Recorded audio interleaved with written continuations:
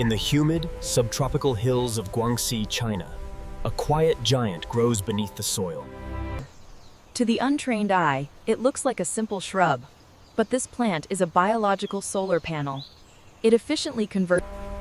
These roots are the batteries of the plant. A single tuber can weigh several kilograms, comprised of nearly 30%.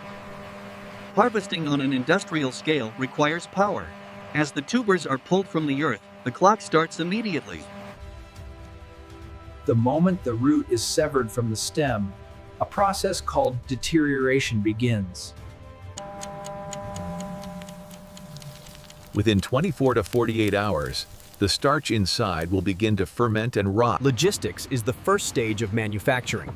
These roots must be transported from the field to the factory intake within a single day. Every truck represents tons of potential product. We are arriving at the processing plant, a facility designed to swallow 50 tons of raw material every single hour. Before a single drop of water touches the root, the shipment is weighed and graded. The transformation from dirty root to pure white powder is about to begin. The process begins with a violent transfer of energy. Gravity does the heavy lifting as 20 tons of... This is the intake hopper. It acts as a surge buffer, regulating the flow. We cannot flood the machines. Beneath the hopper, electromagnetic vibration feeders shake the load. This isn't just transport, it's the first stage of separation. The roots are elevated into the cleaning tower. But they are not alone. Stones, scrap. First, a suspended magnet pulls ferrous metal from the stream. A single forgotten tractor bolt could shatter the rasping files in the extraction phase. Next, the dry sieve. Before we waste water washing rocks, we use simple geometry. The rotating drum tumbles the roots. This dry cleaning step is crucial for eco-efficiency. By mechanically removing 80% of the solids here, the rejected material, stones, sand, weeds, is diverted instantly. Only the root matters. Finally, the roots hit the water. This is the paddle washer. It doesn't just rinse, it uses friction. The roots are now stone-free and surface washed, but the real challenge remains.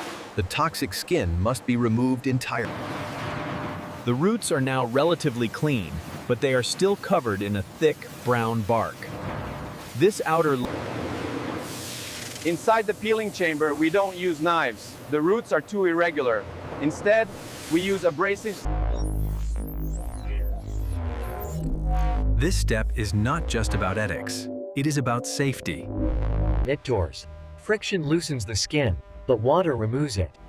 Jets pressurized to over 20 bar blast the tumbling tubers. The waste, a slurry of mud and peel, is flushed away to the biogas plant. In a modern factory, this rolls. What emerges is the meat of the crop, gleaming, starch-heavy, and stripped of its protective armor. Even with advanced automation, the human eye is the final filter. Rotten tubers or woody roots that... Before we can extract the microscopic starch granules, we must reduce the size. The chopper slices the heavy... You can already see the prize. That milky liquid oozing from the cut is water saturated with starch granules. It is waiting to be liberated. The chunks send to the rasper. Inside that housing spins a drum lined with hundreds of razor-sharp saw blades. We are about to obliterate the cell walls. If the factory has a heartbeat, this is it, the rasper. It is the loudest, fastest, and most... Inside, a stainless steel rotor is armed with hundreds of sawtooth blades. These are not designed to slice, they are designed to shred. The rotor accelerates to over 1,400 revolutions per minute. The goal is velocity. We need the tip speed. When the cassava chunks hit the rotor, they are obliterated instantly. This violence is necessary. Starch granules are microscopic nets. To get the flour, we must break the cell walls. This is called cell disruption. The more violent the rasping, but dry rasping creates heat that could cook the starch. To prevent this, processed water is injected simultaneously. The result is starch slurry. It looks like a smoothie, but it is a chaotic mix of valuable starch granules, useless. Quality control measures the rasping effect. Ideally, 98% of the starch cells are broken. Gravity is no longer enough. To move this thick sludge to the extraction stage, we use powerful progressive.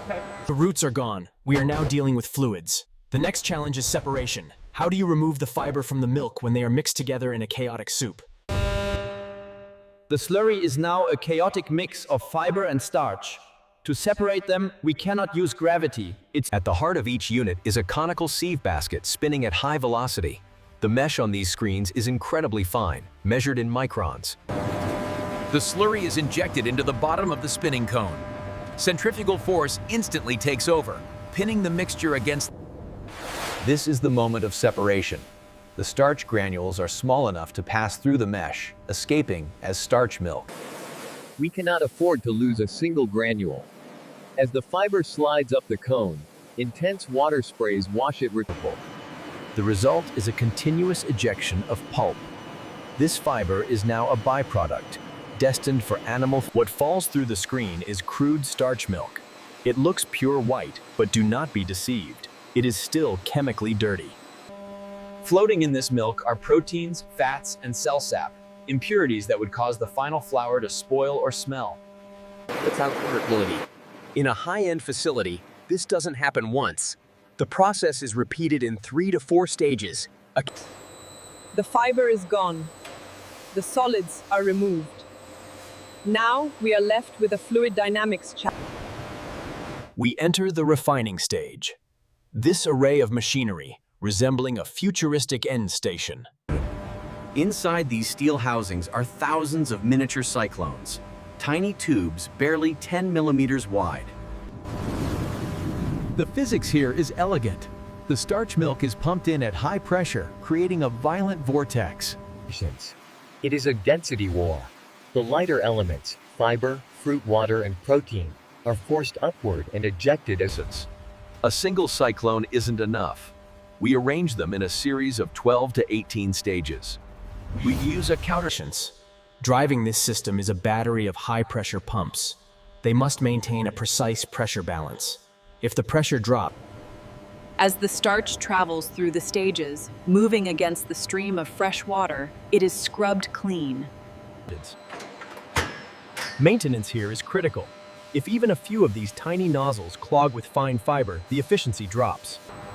The output from the final cyclone is refined starch milk. It has been concentrated to about 22 degrees Baume. We have purified the solid. Now we must remove the liquid. The slurry is about to enter the deep. The starch is pure, the drawer, but it is. Inside the peeler centrifuge, the basket spins at high G-force. The water is flung out through a filter cloth, while the starch. Once the layer reaches a specific thickness, a hydraulic knife engages. It peels the solidified starch off the. The output is wet cake. The moisture content has dropped from 60% to 35%. It is solid, but it. To remove the remaining moisture, we need power. A massive furnace heats air to over 160 degrees Celsius. This is the flash dryer.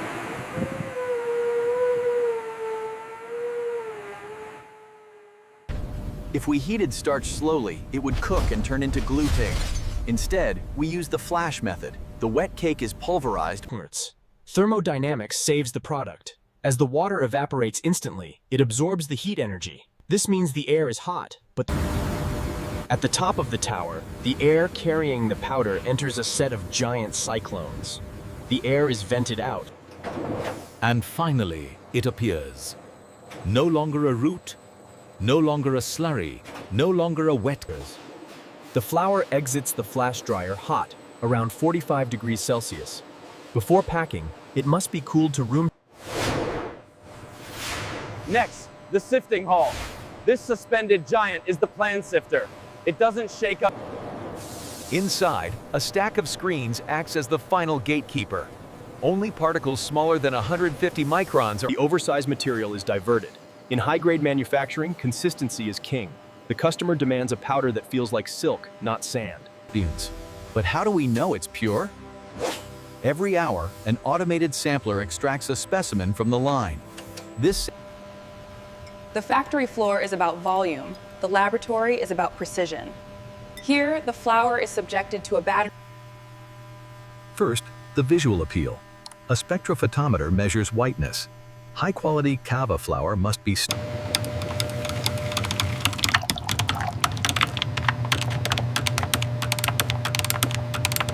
Chemical safety is non-negotiable. We check the pH balance and test for sulfur dioxide residues. The flour must be neutral and free of processing chemicals. Only when the sample passes every single metric does the computer unlock the packaging line. The silo is released. We are ready to bag.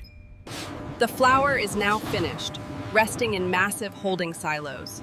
But gravity often compacts the fine powder into... The packaging hall is a domain of speed. The carousel packer grabs a multiply paper or woven bag.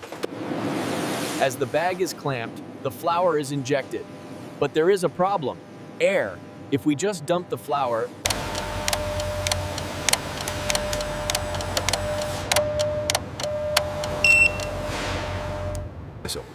the filled bag travels to the closing station. A high-speed industrial sewing head stitches the mouth shut. This thread... Traceability is stamped on every unit, date, time, and batch number. If a customer in Europe finds an issue, we can... Before stacking, the bags must be shaped. They pass through a flattener, vibrations settling the powder to create a rigid... Humans no longer lift these loads. The palletizer robot is the workhorse here. It never tires, lifting 25 tons. The robot doesn't just stack, it weaves. By alternating the pattern of each layer, it creates an interlocked structure. The final step, the stretch hood. A waterproof plastic film is stretched over the pallet, locking the bags together and protecting the hydrocarbon flour from humidity.